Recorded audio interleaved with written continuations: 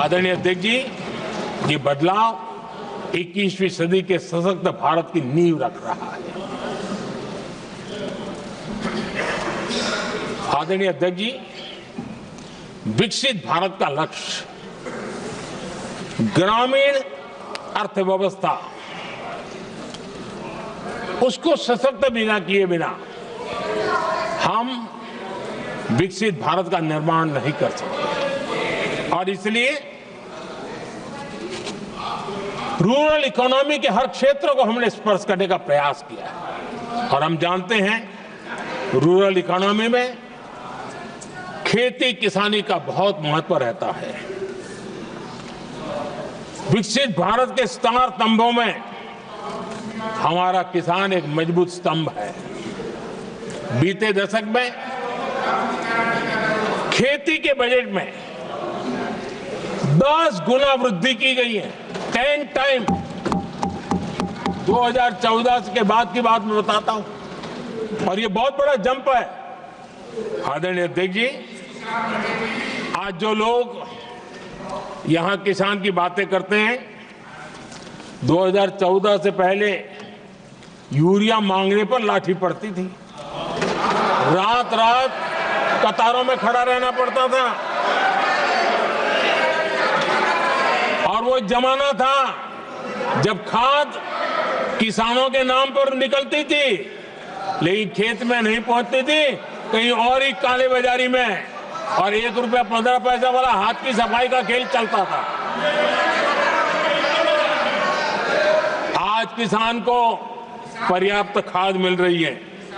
Covid का महासंकट आया, सारी सप्लाई चेन डिस्टर्ब हो गई, दुनिया में अनाप शनाप दाम बढ़ गए और परिणाम ये हुआ कि क्योंकि हम यूरिया पर डिपेंडेंट हैं, हमें बाहर से लाना पड़ता है। आज भारत सरकार को जो बोरा यूरिया का 3000 रुपए में पड़ता है, सरकार ने वो झेला और किसान को 300 से भी कम कीमत पर दिया है, 300 रुपए से कम। किसान को ज्यादा से ज्यादा फायदा हो, इसके लिए लगातार हम काम कर रहे हैं। आदरणीय अध्यक्ष जी, किसानों को सस्ती खाद मिले, इस एक काम के लिए पिछले 10 साल में 12 लाख करोड़ रुपया खर्च किया गया है।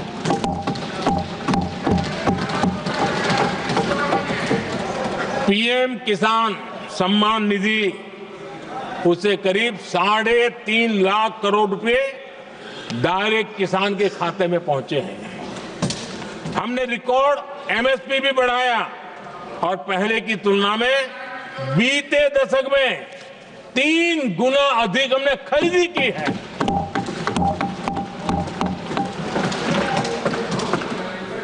किसान को ऋण मिले, आसान ऋण मिले, सस्ता ऋण मिले, उसमें भी 3 गुना वृद्धि की गई है। पहले प्राकृतिक आपदा में किसान को अपने हाल पर छोड़ दिया जाता था। हमारे सेवा काल के दौरान पीएम फसल बीमा के तहत 2 लाख करोड़ रुपए किसानों को मिले हैं।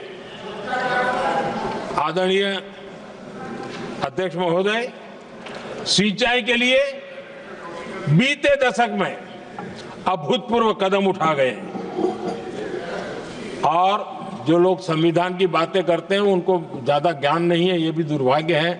बहुत कम लोगों को मालूम होगा कि हमारे देश में डॉक्टर बाबा साहब आम्बेडकर ने पानी की योजनाओं को लेकर इतना उनका विजन क्लियर था, इतना व्यापक था और इतना समावेशी था, जो आज भी हम लोगों को प्रेरणा देता है।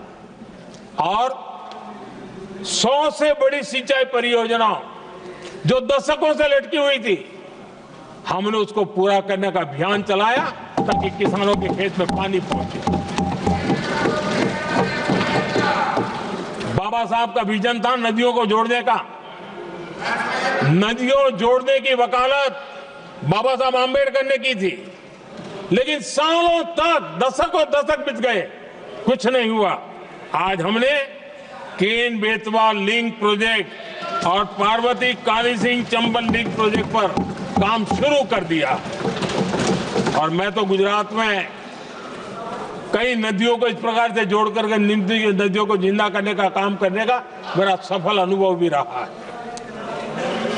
आदरणीय अध्यक्ष महोदय, हर देशवासी का इस सपना होना चाहिए, हम सबका सपना होना चाहिए कि दुनिया के हर डाइनिंग टेबल पर made in India food packet क्यों न हो। आज मुझे खुशी होती है जब भारत की चाय, इसके साथ साथ अब हमारी कॉफी भी दुनिया में अपनी महक फैला रही है, बाजारों में धूम मचा रही है। इवन हमारा टर्मरिक कोविड के बाद सबसे ज्यादा मांग बढ़ी है। आदरणीय अध्यक्ष जी, आप जरूर देखेंगे आने वाले समय में हमारा प्रोसेस सी फूड, और जिसको लेकर कुछ लोगों को पता नहीं कब क्यों दर्द हुआ, बिहार का मखाना दुनिया में पहुंचने वाला है।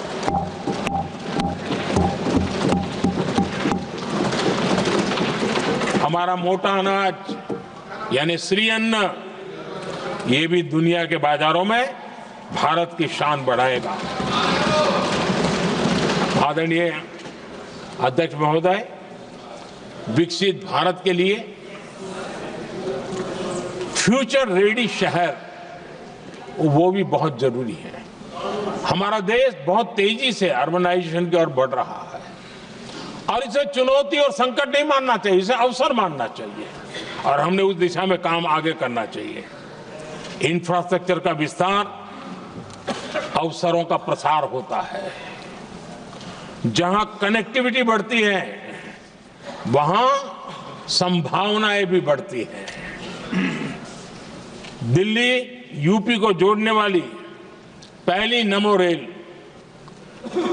उसका लोकार्पण था और मुझे भी उसमें यात्रा करने का अवसर मिला।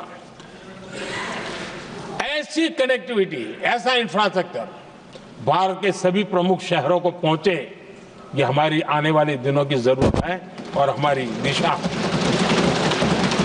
आदरणीय अध्यक्ष जी, 10 साल में दिल्ली का नेटवर्क डबल हुआ और आज टियर 2, टियर 3 सिटी में भी मेट्रो नेटवर्क पहुंच रहा है। आज हम सभी गर्व कर सकते हैं, आज भारत का मेट्रो नेटवर्क 1000 किलोमीटर पार कर गया